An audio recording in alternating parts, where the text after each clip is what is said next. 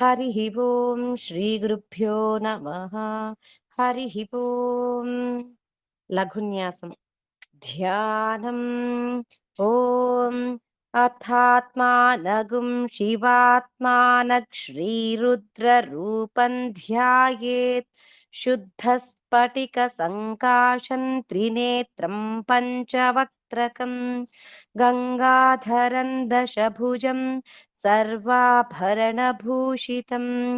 नीलग्रीवं शशाङ्काङ्कं नागयज्ञोपवीतिनं व्याघ्रचर्मोत्तरीयं च वरेण्यमभयप्रदं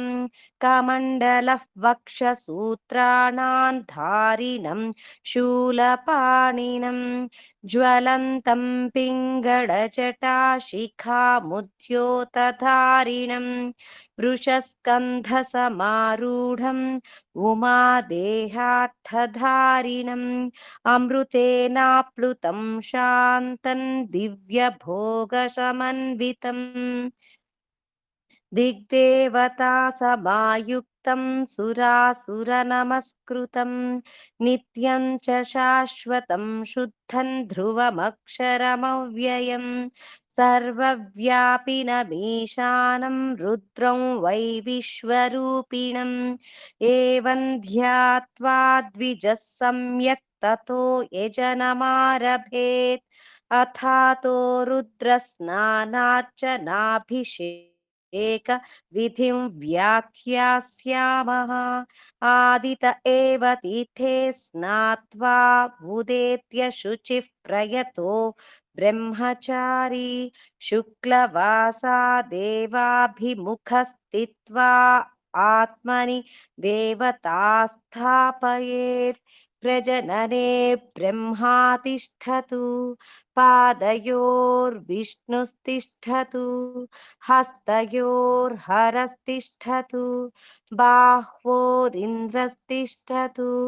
जठरे अग्निस्तिष्ठतु हृदये शिवस्तिष्ठतु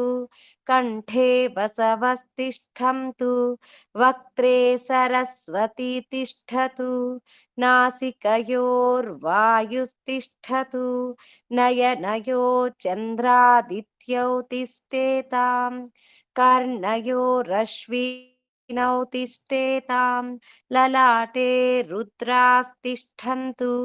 मूर्ध्न्यादित्यास्तिष्ठन्तु शिरसि महादेवस्तिष्ठतु शिखायां वामदेवास्तिष्ठतु पृष्ठेऽपि नागी तिष्ठतु पुरतः शूली तिष्ठतु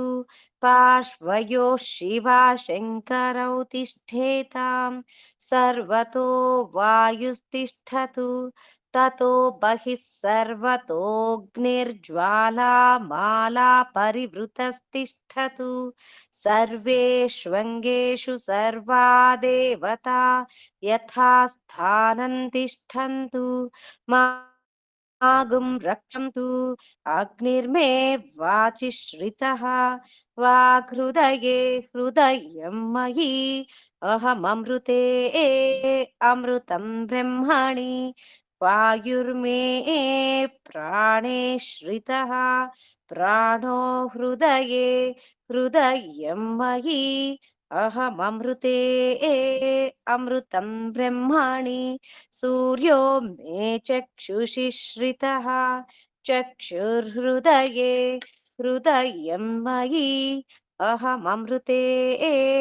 अमृतं ब्रह्मणि चन्द्रमा मे मनसि श्रितः मनो हृदये हृदयं मयि अहममृते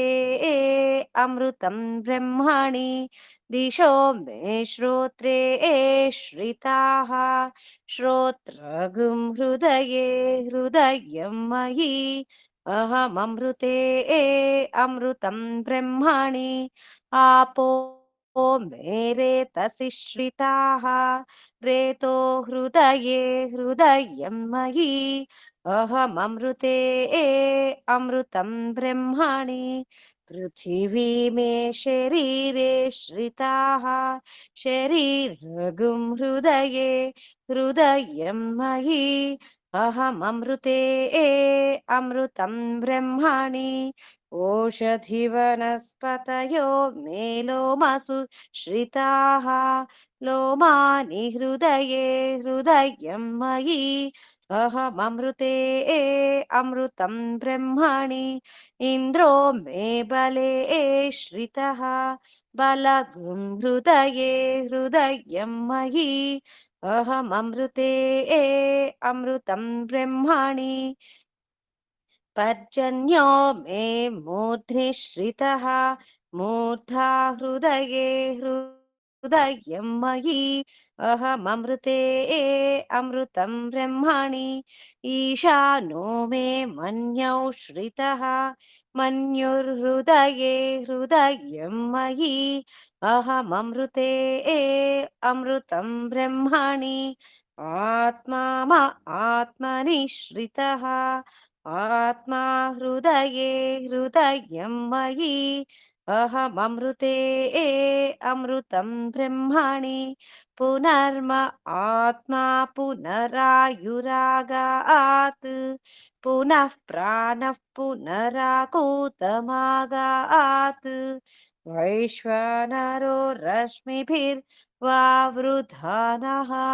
अन्तस्तिष्ठत्वमृतस्य गोपाः हरिः ओम् श्रीगुरुभ्यो नमः हरिः ओम्